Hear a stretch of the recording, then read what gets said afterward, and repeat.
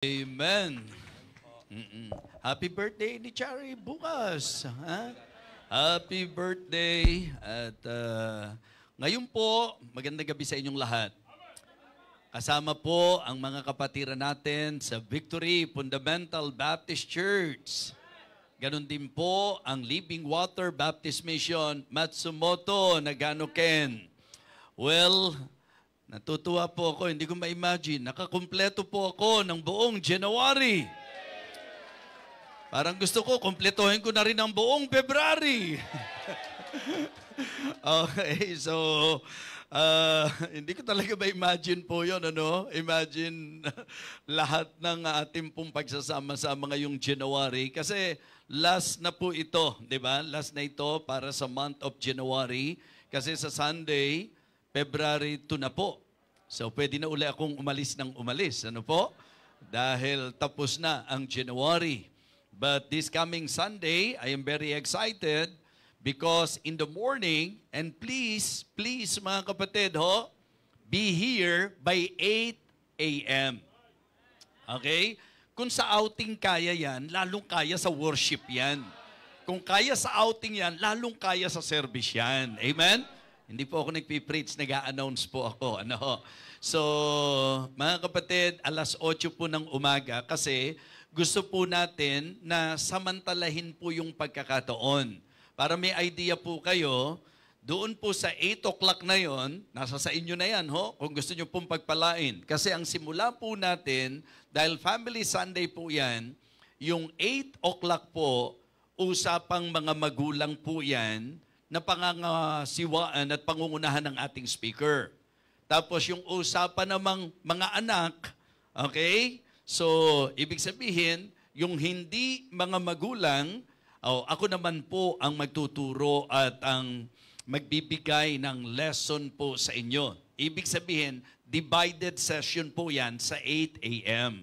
So, ang target natin by 9:30, ito po yung worship proper natin na highlight para sa Family Challenge po. Kaya nga, please do pray for Pastor Proby Cadilina.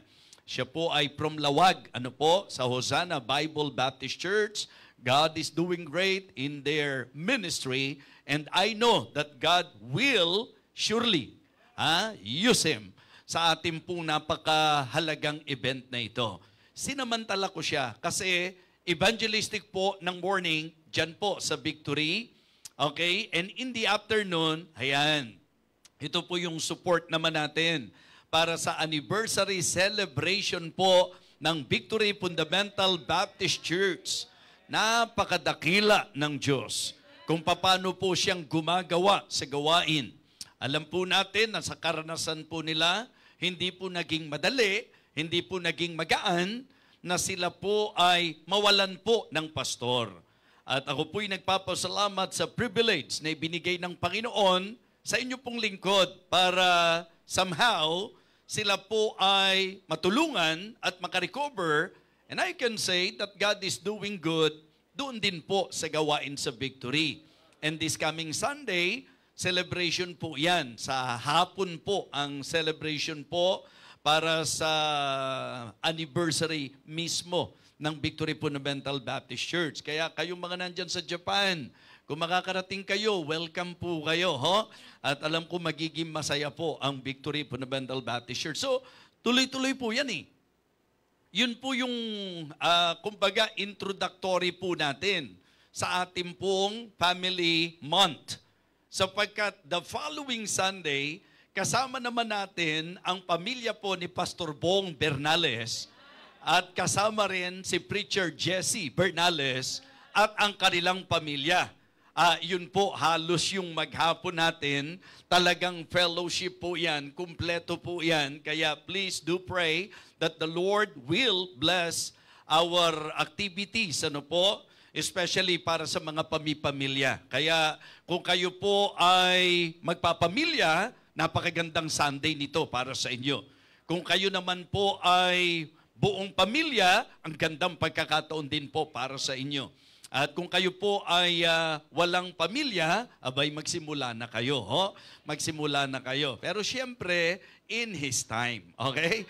In His time. Yun po yan.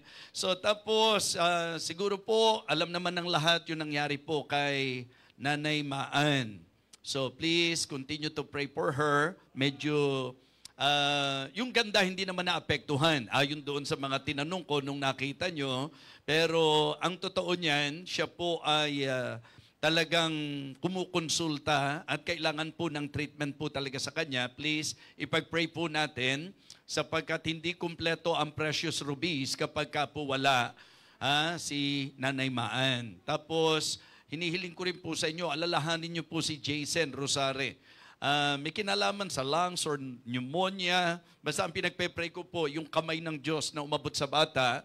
At yung mami po niya, talagang abot-abot ang prayer request po sa akin. Kaya po ina-announce ko sa inyo ito, please include Jason Rosare in your prayers. Yun talagang healing ng Panginoon para sa bata. At sana po hindi na maging mahirap pa ang pagdadaanan po niya para sa kanyang ikagagaling. So, ito po ay kumilala na talagang ako po'y magpe-pray at alam niyang maraming magpe-pray, kaya naman binigyan ko ng time para sabihin po sa inyo ito. Bukod pa sa kilala niyo po ng mga may karamdaman, paki-include po si Jason Rosare at si Nanay Maan. Okay? So, again, sa Sunday, anong oras tayo? Ayan. Victory, hindi kayo yun ha. Alas 9 po kayo. Ang alas 8 po ay ang Living Water Baptist Church. Sapagkat ayoko pong maapektuhan yung punta ko po para doon sa anniversary, kasama po ang ilan sa mga kasama para sumuporta po at bumack up sa kanilang celebration. At umaasa po ako ng prayer nyo para sa mga taga Victory Fundamental Baptist Church. Okay? So, ngayon po, dadako na tayo sa Baptist Favorite. Ang sarap ng holiday, ano? Ang sarap ng holiday, nandito kayo mga kapatid. Diba? So, kaya ang nakasanayan po natin yung mga holiday, holiday, yung pang laging nahuhuli, So, at yung iba, wala sa church, nahuhuli, nasa kung saan-saan naman. So, kaya ngayon po, sobrang ang sarap. Pag nagsisimula pa lang tayo, nandyan na yung mga members natin. And Living Water Baptist Church, yung mga professionals po natin, thank you so much for inviting us sa masarap na fellowship ngayong araw na ito. Amen? Nag-enjoy po kami ni Ma'am Maris po ninyo. At alam ko naman pinagbigyan nyo lang ako. Pinagbigyan nyo lang kami. Pero nag-enjoy talaga kami sa fellowship kanina. At akala ko nga, badminton fellowship yun. Hindi ko alam na meron palang seminary pa din doon sa fellowship natin kanina. Sapagkat nung nadikitan ako ng ilan sa mga tagapagturo natin, nako, hindi na po ako tinantanan. Puro mga tanong na po. Kaya ang sarap pa rin ng fellowship kanina, di po ba? Nainggit nga po yung ibang nagbabadminton, sumama po sa amin. Talagang naniniwala ako na meron pong pagka-spiritual talaga yung mga members natin dito. And then, pagkatapos po ng badminton, basketball naman. So, badminton, basketball, Bible naman tayo ngayon. Kaya yung mga alive sa badminton, alive sa basketball, dapat mas alive tayo sa Bible. Kaya, papansinin ko kayo, pag hindi kayo alive, pag hindi kayo alive, bubuhayin ko kayo, mga kapatid. All right, kung ready na po, let me know by shouting Amen! Kita nyo, pati yung mga taga Matsumoto, narinig natin yung amen po nila at ang taga Victory. At sa ikasasaya ng lahat, ang teksto natin, Malakay chapter 3. Malakay chapter 3. All right. Sisimulan ko po ang aking pagbasa sa verse number 6. Sundan po ninyo ng matahimik sa inyong mga Bible and try to understand as I read our text ngayong gabing ito. Malakay chapter 3, verses 6 to 11. For I am the Lord, I change not. Therefore ye sons of Jacob are not consumed. Even from the days of your fathers ye are gone away from mine ordinances, and have not kept them. Return unto me, and I will return unto you, saith the Lord of hosts. But ye said, wherein shall we return? Will a man rob God? Yet ye have robbed me. But ye say, wherein have we robbed thee? In tithes and offerings. Ye are cursed with a curse, for ye have robbed me, even this whole nation. Bring ye all the tithes into the storehouse, that there may be meat in mine house. And prove me now herewith, saith the Lord of hosts, if I will not open you the windows of heaven, and pour you out a blessing, that there shall not be room enough to receive it. Verse number 11, and I will rebuke the devourer for your sakes, and he shall not destroy the fruits of your ground, neither shall your vine cast her fruit before the time in the field, saith the Lord of hosts. Purihin po at pagpalain po ng Diyos ang pagbasa natin ng kanyang banal na salita. Let us go to Him in prayer. Let us pray. Dakilang Diyos, maraming salamat po sa muling malayang pagkakataon na ikaw po ay aming napapurihan, mapapurihan, masamba at mapakinggan sa iyo pong mensahe. Linisin mo po ang aming mga isip at puso upang walang maging hadlang sa amin pong pagtanggap ng iyong espiritual na pagpapala. And I pray, O Father, that you will again fill me with your Holy Spirit, and please give me wisdom and guide me, O Lord. Langisan mo po, lahiran mo po ng iyong mapagpalang langis ang aking mga labi upang lumabas sa bibig na ito ang mensahe na nais mo pong makarating sa bawat mga anak mo, sa bawat kinauukulan. Again, I would like to commit to you everything, Heavenly Father, especially this preaching. Nawa, ikaw po ang siyang magpakahayag sa bawat isa po sa amin ngayong gabi. Ito po, Diyos, ang aming panalangin sa dakilang pangalan po ng aming Panginoong Jesus. Amen. Amen. You may now be seated. Umupo na po tayo. Mga kapatid, mga minamahal, siguro po magandang panimulan ko muna ang aking pong mensahe sa pagbibigay po sa inyo ng tamang konteksto. Ang ating pong teksto ngayon ay mga talata na kung ang pag-uusapan po sa usapin ng pag-aaral sa Biblia, ang tinutukoy po ay ang bayan ng Diyos. The Israelites, the sons of Jacob. Malinaw naman po yan dito po sa mga verses na binasa natin. Ang sabi po ng verse number 6, for I am the Lord, I change not, therefore ye sons of Jacob are not consumed. So, lumalabas po mga kapatid, it is good for us to somehow admit and acknowledge that Malakay chapter 3, in reality, ito po ay ang pakikipag-usap ng Diyos o salita ng Diyos na ang konteksto ay tumutukoy sa kanyang bayan. Malinaw po yun. At dahil nga po rito mga kapatid, ang ilan po ay nagkaroon ng masasabi nating kaisipan sapagkat ang tinukoy dito ay ang patungkol sa tithes and offerings. And because very clear na ang tinutukoy po ay ang Israelites, nag-conclude na po ngayon na ang marami. Na ito raw po'y hindi para sa atin sapagkat ito ay para sa Israel. Ito ay para sa bayan ng Panginoon. So, according to them, it is wrong for us to use this passage para daw po sa usapan ng tithes and offering.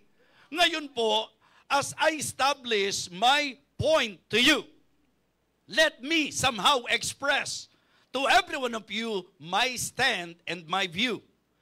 Ang usapan ng tithes and offering para sa akin ay hindi lang po sa teksto ng Malakay chapter 3. Even before Malakay, mga kapatid, even before this passage, in the Bible, napakarami pong banggit tungkol sa tithes, tungkol sa offering, tungkol sa sacrifices, sapagkat ang Biblia po ay talagang particular na nagturo patungkol dito.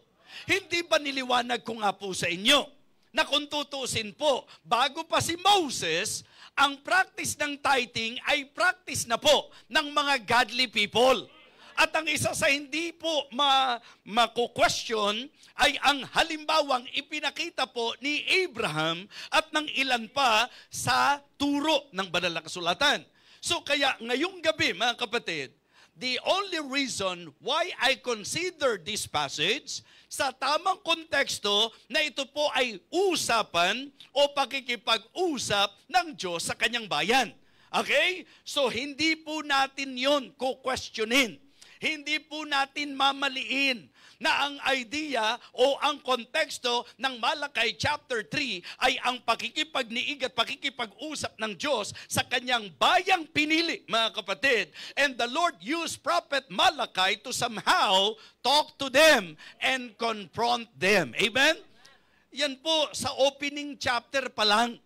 Sa chapter 1 pa lang po, makikita nyo na kung paano po na ang Diyos talaga, kinausap niya si Prophet Malakay para isulat ito at iparating to sa kanilang bayan. Kaya nga sabi ko po, if you will consider the problem of the Israelites, sa idea po ng Malakay, mga kapatid, maliwanag po na ang problema nila ay disobedience, ang problema po nila is displeasing God, dishonoring God, disregarding God, despising God. Yan po ang nakita nating mga naging problema nila. Yung chapter 3 po mga kapatid, particular po yan. Na sinabihan niya ang bayan niya. Again, yun ang kanyang direktang sinabi sa kanyang bayan. Will a man rob God? Yet, ye have robbed me. Isipin niyo po, bayang pinili niya, diretsahang sinabihan niya, will a man rob God? Yet ye have robbed me. And ye say, wherein have we robbed thee? In tithes and offering. At ang sabi po niya sa kanila, ye are cursed with a curse, for ye have robbed me, even this whole nation. Kaya ang sabi po ng verse number 10, ang dapat nilang gawin, bring ye all the tithes into the storehouse, that there may be meat in mine house. And prove me now herewith, said the Lord of hosts, if I will not open you the windows of heaven, that there shall not be room enough to receive it. And in verse number 11, ang sabi po niya, and I will rebuke the devourer for your sake. Amen? And he shall not destroy the fruits of your ground, neither shall your vine cast her fruit before the time in the field, saith the Lord of hosts. So, I would like to use that, mga kapatid, sa message natin ngayon, na kung papaano ang Diyos ay nangusap through Prophet Malakay sa kanyang bayang pinili. Ang gusto ko ipunto sa atin ngayong gabi ay ang dapat nating pagsiseryoso sa Diyos natin. I want to share with you tonight the message of God I entitled, Take God Seriously. Be not deceived, God is not mocked. Huwag nating tingnang mababaw. Yan ang dahilan, mga kapatid, kung bakit lagi ko kayong pinapaalalahanan na kung aaten kayo, seryosohin nyo ang Diyos. Kung makikinig kayo ng preaching, seryosohin nyo ang Diyos. Kung kayo po'y kinausap, seryosohin nyo ang Diyos. Kung merong pinaunawa sa inyo, seryosohin nyo ang Diyos. Kung ano man gagawin nyo sa Kanya, seryosohin nyo siya. Take God seriously, or else hindi mo gugustuhin ang magiging epekto nito sa iyo. Kung paano yun ang nangyari sa bayan niya, mga kapatid, ganun din po ang mangyayari sa atin. Na kapag hindi natin siniseryoso ang Diyos, mga kapatid, titiyakin ko po sa inyo na hindi kayo matutuwa sa kahihinatnan, hindi kayo matutuwa sa kalalabasan, hindi kayo matutuwa sa magiging epekto. We need to take God seriously. Amen? Una, in His command. Diba? Dapat seryosohin natin ang Diyos sa kanyang utos. Sa konteksto natin, ano utos niya sa bayan niya? Diba? Na sila po'y magdala ng kanilang mga ikasampung bahagi. Mga kapatid, itong practice na ito, kaya natin po pinapractice sapagkat yan po ay practice na nakita natin sa mga maka-Diyos, mga kapatid. Kaya nga di ba niliwanag ko po sa inyo na kung sa kanila po maliwanagan na ito ay inutos ng Panginoon, dapat sineryoso nila yon. Ang problema nila, sa kabila ng inutusan po sila ng Panginoon, mga kapatid, hindi nila sinunod. Diba? So ano kayo ng paalala sa atin? Ang paalala sa atin, kung ikaw ay may kamulatan at kaunawaan sa mga utos ng Diyos at hindi mo ito gagawin, mga kapatid, maniwala kayo. Sigurado po na ang epekto nito ay hindi magiging maganda sa atin. Diba? The Lord commanded them specifically and particularly to bring their tithes, mga kapatid. Pero anong sabi niya? Itong bayan niya, ninakawan siya, mga kapatid. And I would like all of you to know that what I would like to emphasize tonight is about the application, because in reality, if we will study the Word of God, Christians, maraming kautusan ang Diyos sa atin bilang mga Kristiyano. Kumbaga, hindi tayo magdidebate doon sa tithes. Dahil sabi ko nga sa iyo, kung ayaw mong mag-tithes, wag mo.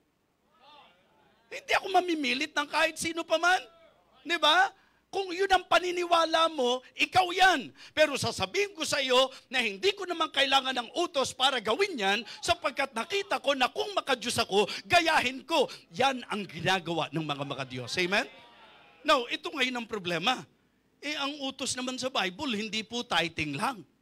Diba? Ipinapakita ko lang po sa inyo na ang Israelites, yun ang maliwanag na utos sa kanila, sinuway nila yan, mga kapatid. Tayo ngayon, ano maliwanag na utos ng Diyos? Take God seriously in His command. Marami pong mga Kristiyano ngayon, alam na nautos ng Diyos na huwag pabayaan ng pagtitipon, pero parang hindi siniseryoso. Parang ang gaan-gaan, parang ang babaw, mga kapatid, na basta hindi na lang dadalo. Just try to imagine, yung Diyos na pinagkakautangan natin ng lahat, yung Diyos na siyang dahilan kung bakit tayo pinagpala, yung Diyos na siyang dahilan kung bakit ka may trabaho, yung Diyos na may dahilan kung bakit ang buhay mo ay nadidireksyon. Heto ka ngayon, inutusan niya tayo, Kristiyano, wag natin pabayaan ang pagtitipon. Pero bakit maraming Kristiyano ang talagang napakagaang pa ring magpasya na hindi dumadalo sa pagtitipon? Hindi nyo po pwedeng sabihin, hindi ko pinapangaral yan. Hindi nyo pwedeng sabihin, hindi ko pinapaalala sa inyo yan. Mga kapatid, ang dami pa pong utos ng Panginoon sa Biblia, at gusto ko pong makita nyo na ang isang Kristiyano ay dapat magseryoso sa mga kautusan ng Diyos. Ang pagbibigay po'y kautusan ng Panginoon.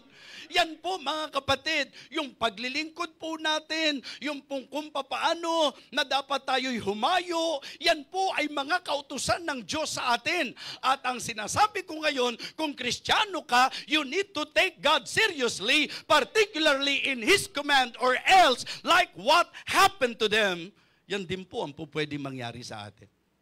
Mga kapatid, mga minamahal, take God seriously in His command. Diba? So balikan natin. Kasi nga po, ang gusto kong makita nyo, itong specific na karanasan ng kanyang bayan. Inutusan sila ng Diyos, pero ano ginawa nila?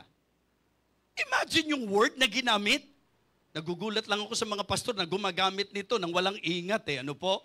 Kasi contextually speaking, ang Malakay chapter 3, naniniwala naman po ako na yan ay pakikipag-usap ng Diyos sa kanyang bayan through Prophet Malakay.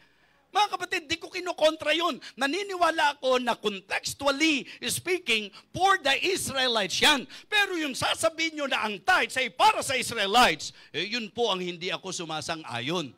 Dahil ang tithes ay para sa mga makadiyos. Amen?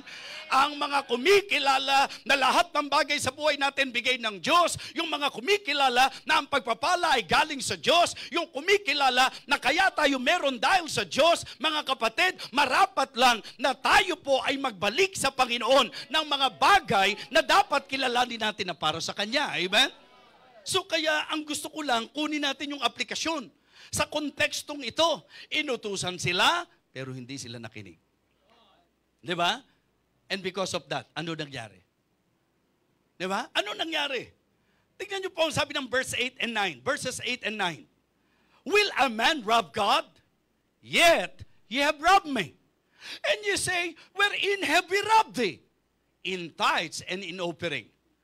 So iyon po ang maliwanag na pinarating ng Panginoon sa kanila through Prophet Malakay, na kanila raw po ninakawan ng Diyos sa hindi nila pagbibigay ng dapat nilang ibigay. Ganon din po tayo, hindi lang sa usapin ng tithes. Kung merong dapat ibigay mo sa Diyos at hindi mo binibigay, ganon din po, walang pinag-iba. Yun din ang kalagayan natin. Tama po? Ha? Yung alam natin na ito'y para sa Diyos at hindi natin binigay. Di ba? Kaya nga mapapansin nyo po sa church natin, wala tayong pananakot. Pero meron tayong pagtuturo. Amen? Kasi hindi pananakot ang kailangan. Pagtuturo ang kailangan. Dahil pag natuto, sigurado po mga kapatid, na ito ay kanyang i-apply. Okay? So, doon sa konteksto, ang linaw-linaw ng sabi, nanakawan ba ng tao ang Diyos? Gayon may ninanakaw ninyo ako. Sa ano ka namin ninanakawan? Sa mga ikasambung bahagi at mga kaloob. Tingnan nyo po ngayon yung pangalawa na sinabi doon. Okay?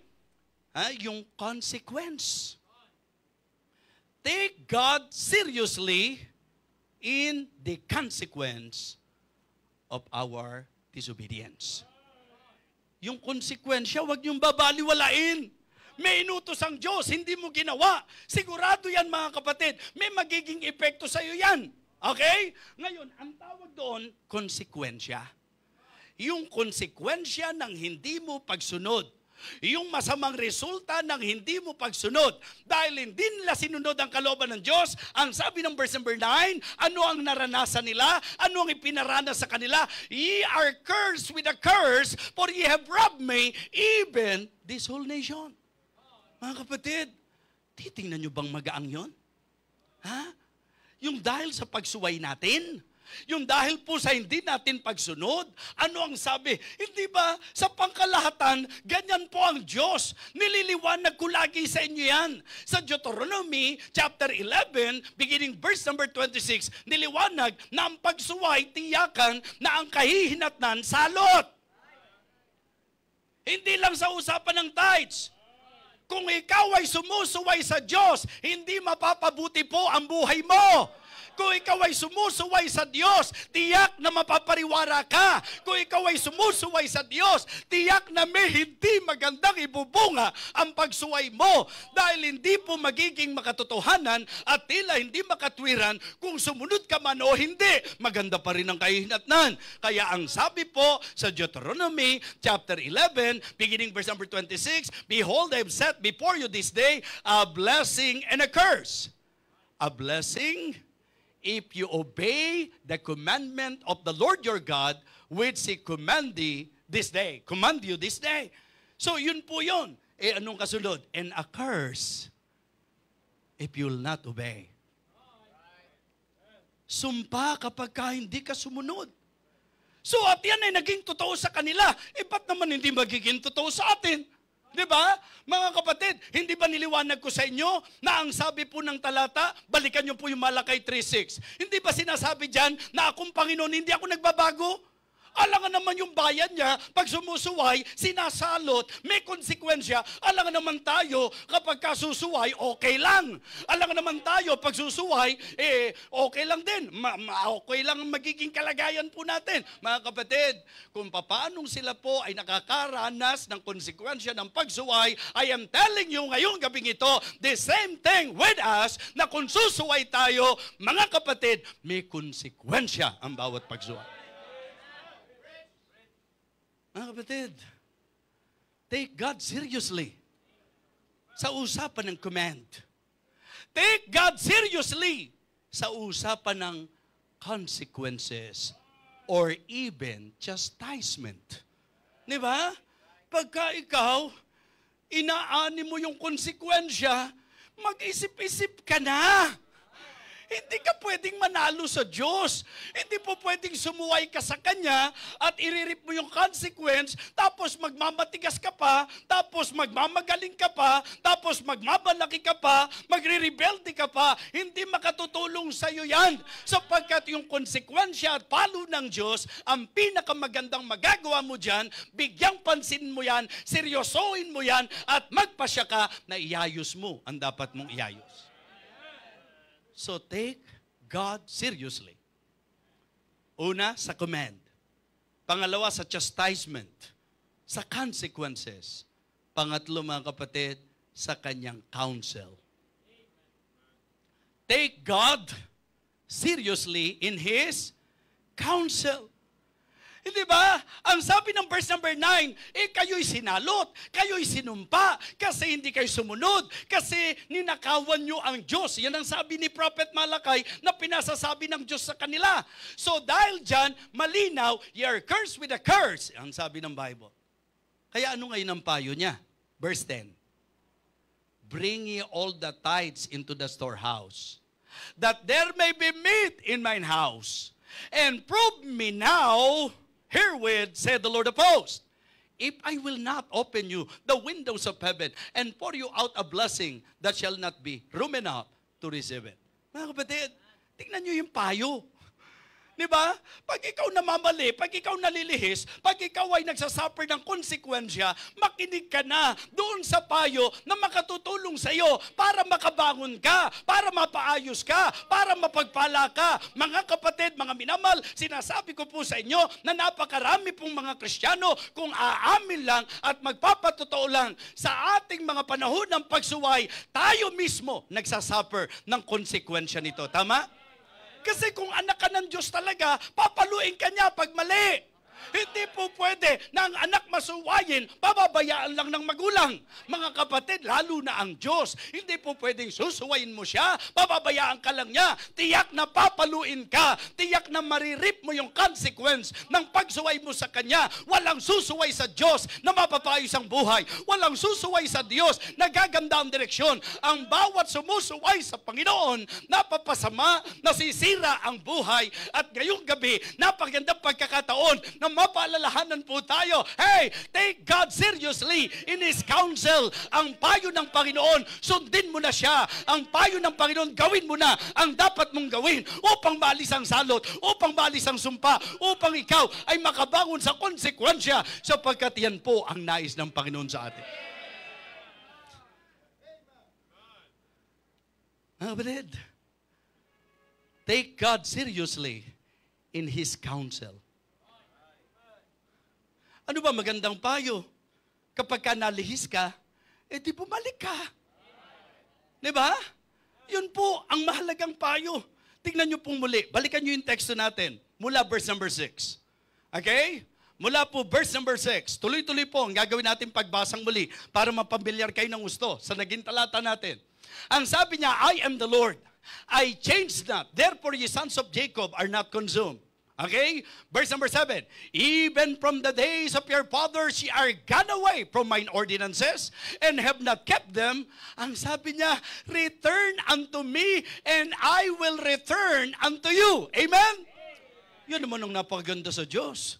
Kung sakali man lumihis ka, kung sakali man lumayo ka, kung magpapasya ka, nahahakbang ka, pabalik sa Kanya, kung ikaw ay sumuway, at ngayon handa ka ng sumunod, nandyan ang mercy ng Panginoon, nandyan ang assurance ng Panginoon, na kung babalik ka sa Kanya, babalik din siya sa iyo.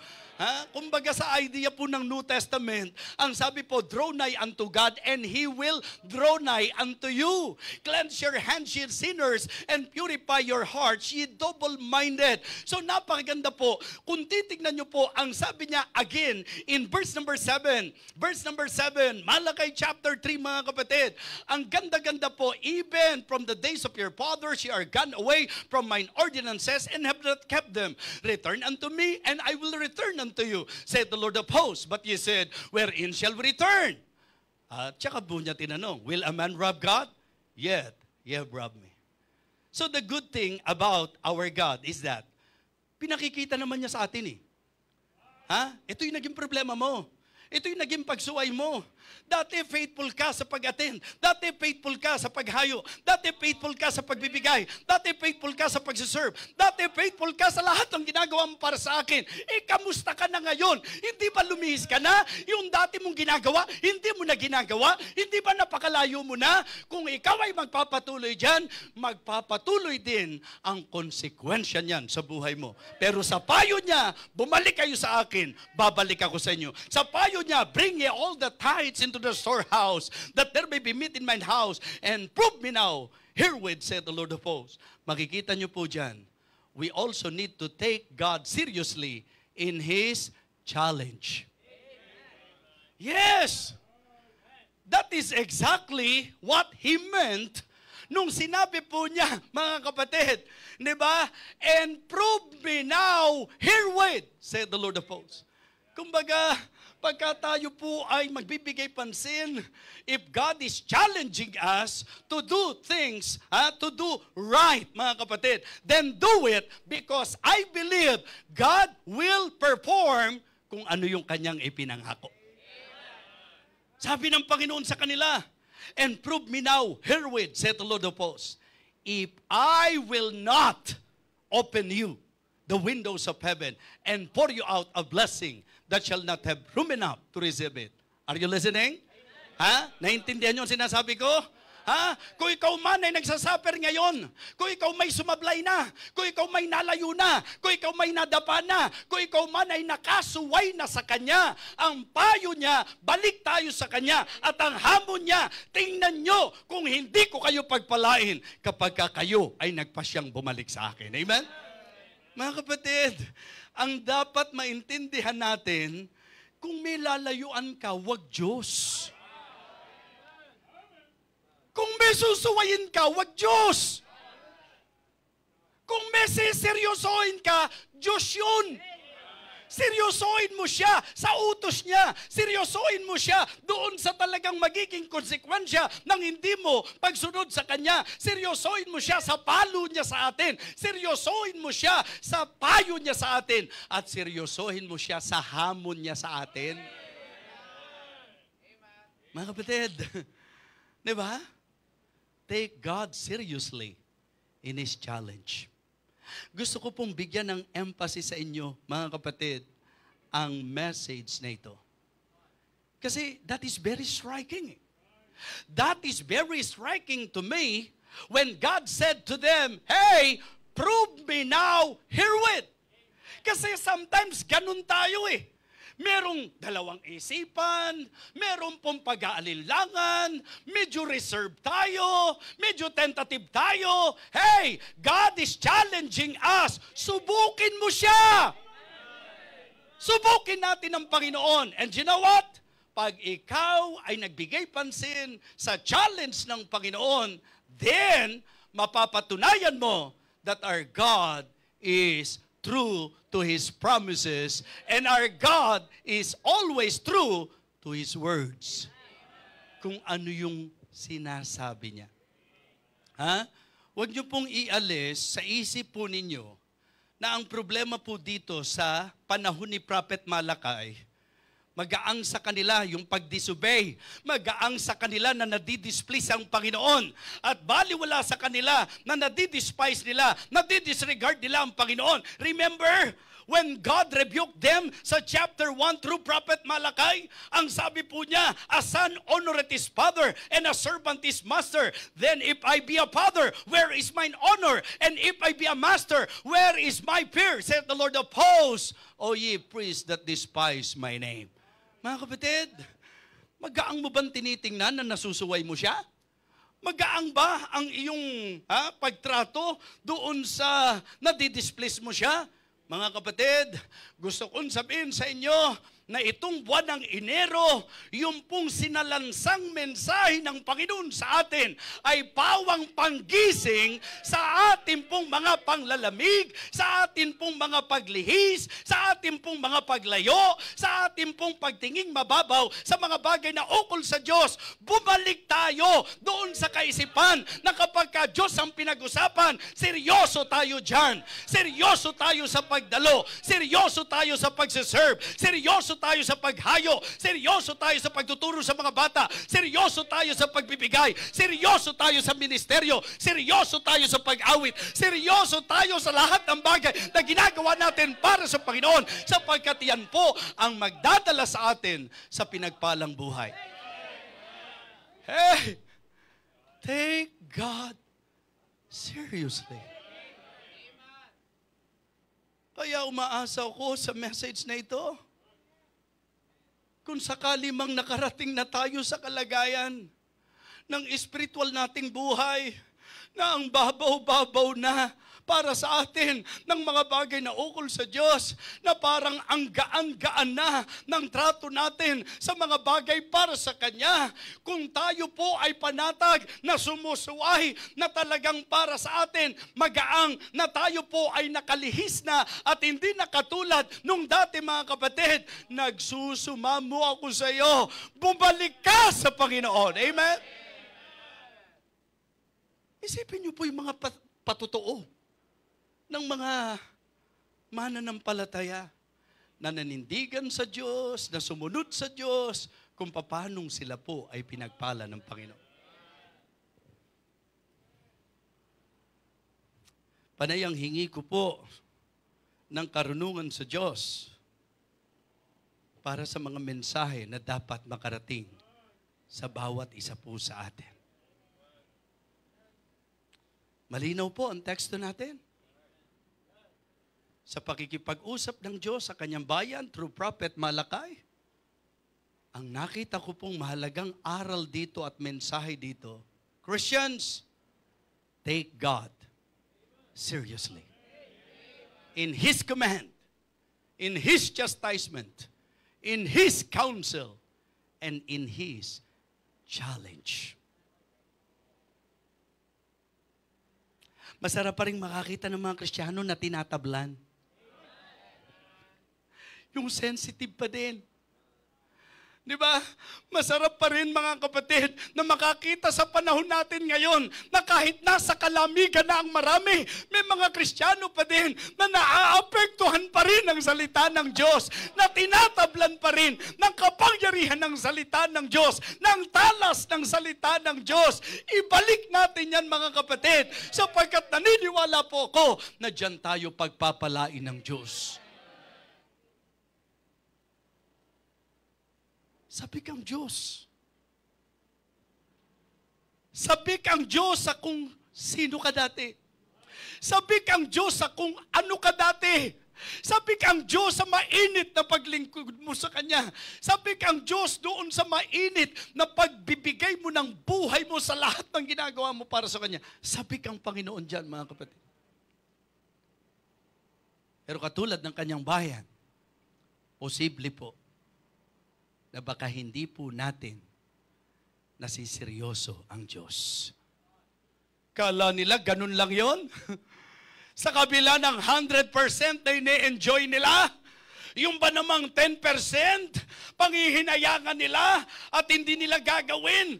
Mga kapatid, sabi ko nga, kung titingnan nyo po sa chapter 1, ang talagang lumong-lumo ang Panginoon sa kanila, na dismayado ang Panginoon sa kanila, na kung ano po yung mga pilay, kung ano po yung may mga depektong hayop, yun ang ini-offer sa Panginoon. Ang sabi nga niya, kung kay governor nyo ba dadalhin yan, will He be pleased with thee or accept thy person? I am telling you tonight, our God deserves the best. Diba? Bakit ka papalag kapag gustong turuan tayo ng maayos na pagwo-worship? Imbes na ma-open ka pag pinapaalala kang, pinaalalahanan ka, mga kapatid, imbes na ma-open ka, imbes na matisod ka, pag pinapaalalahanan ka na hindi ka dapat nalilate, na hindi ka dapat absent ng absent, na hindi dapat mababaw ang tingin mo sa gawain niya, na hindi mo dapat kunin yung para sa Diyos, pag pinapaalalahanan ka sa iyo pong matamlay na paglilingkod, sa iyong matamlay na pag-awit, kung pinapaalalahanan ka sa iyo pong hindi taus-pusong paggawa para sa Panginoon, matuwa ka, huwag kang magnenegatibo. Bakit? Sapagkat yung mga paalalang yan kailangan natin, sapagkat yan po ang ninanais ng Panginoon. Amen? Mga kapatid, ulitin ko sa inyo, salamat sa mga Kristiyanong tinatablan. Yes. Because I believe ito ang kalooban ng Diyos. Tanong lang kapatid, seryoso ka pa ba talaga sa Diyos? Tanong lang, siniseryoso mo ba talaga yung mga ginagawa mo para sa Panginoon?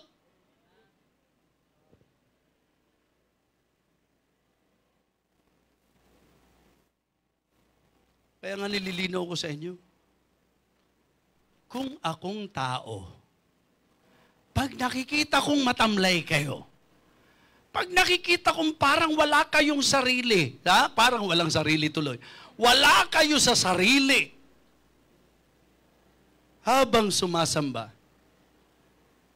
ako hindi naman ganun kataas ang standard ko pero naapektuhan ako How much more ang Diyos? Kung sakali mang nakasuway tayo sa Kanya, kung sakali man nanalihis tayo sa Kanya, kung sakali mang nadapa tayo, mga kapatid, ang payo ng Diyos, return unto me and I will return unto you. Yung hindi mo ginagawa, gawin mo para sa Panginoon. At ang sabi niya, subukin niyo ako. Kundi ko kayo pagpapalain. Wow.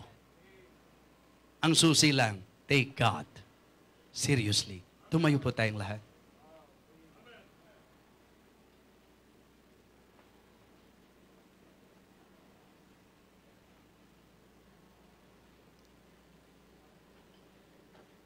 Pwede bang tugtugin mo yung awit na is your all on the altar?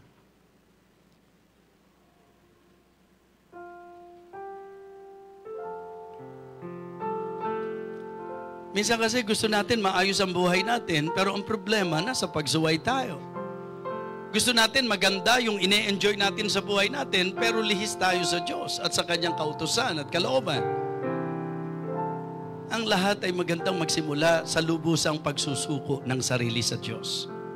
Habang tumutugtog po sa paanyaya, sa himig ng is your all on the altar, huwag po kayong basta lumapit lang. Make sure na tinetake nyo po ang Diyos seriously sa message na ito. If there are things in your life tonight that as you listen to the message, nakita mo, hindi ilang pagkakataon, hihintayin mo pa ba yung palo? Hihintayin mo pa ba yung konsekwensya? Baka hindi natin namamalayan, tayo na ang Panginoon ng buhay natin. Tayo na ang nasusunod. Kung gusto natin, yun ang gagawin natin. Mga kapatid, ito'y panawagan ng Diyos. Balik tayo sa Kanya. Subukin natin ang Diyos. Tingnan mo kung di Kanya pagpalait.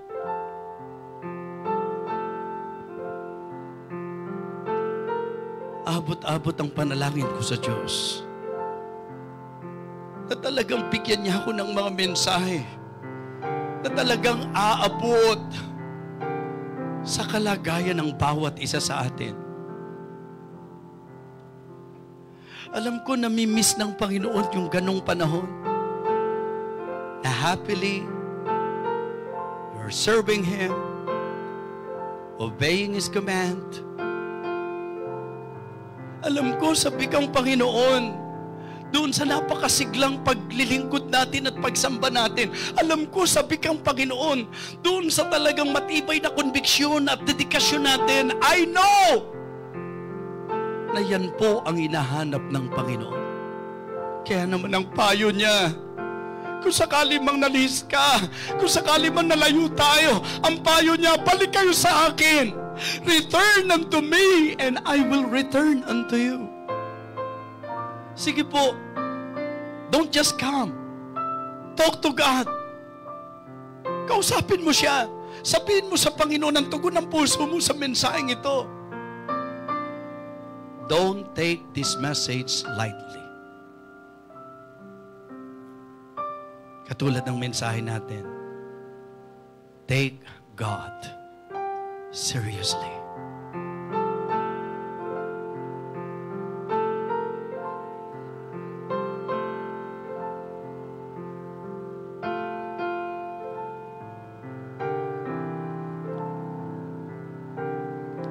Dakilang Diyos, aming Ama, alam naming Ikaw ay Panginoon na hindi nagbabago. Kung paano po ang malinaw na mensahe mo sa iyong bayan, I believe, Lord, ito din po ang mensahe mo para sa amin. Alam ko po na hindi ka natutuwa sa mga Kristiyano na mababaw ang pagtingin sa salita mo. Sa mga Kristiyano po na easily sinusuway ang kautusan mo. Dakilan Diyos, hiling ko po na sa iyong naging makapangyarihang pagkilos sa aming mga buhay ngayong gabi, nawa matuto kami na lubusang magpasakop at sumuko sa iyo, Panginoon. Nawa aminin po namin ang aming mga pagkukulang sa iyo. At pagpasyahan po namin, dakilang Diyos, na balikan ka sa kautusan mo. Dakilang Diyos, maraming salamat po. Alam ko po na alam mo na kailangan namin ng mga mensaheng kagaya nito, O Diyos. Basbasan mo kaming lahat. Pagpalain mo po kaming lahat, Panginoon. Nawa, uuwi po kami na puno ang aming puso ng pasasalamat, kasama po ang kapasyahan na gawin ang tama, at ito po ay ang seryosohin ka namin sa aming buhay. Lord, thank you so much. Kailangan po namin ito. Igawad mo po, Panginoon, ang iyong basbas at ang iyong pagpapalo sa bawat isa. At sa anumang tugon ng aming puso, Diyos, biyayaan mo po kami na kami makatupad at makaganap. Sa mga nanunumbalik sa iyo, sa mga humihingi ng tawad sa iyo, sa mga gustong magsaayos ng sarili sa iyo, lingapin mo kami, Panginoon, kagaya ng iyo pong sinabi sa iyong salita. Thank you so much, Heavenly Father. We praise you, Lord. We thank you, Lord. We honor you, Lord. Lahat ng ito ay aming pong panalangin sa pangalan po ng aming Panginoong Jesus. Amen. Amen. Praise the Lord. Go back to your seat, please. Tawagin po natin ang ating pong tagapanguna.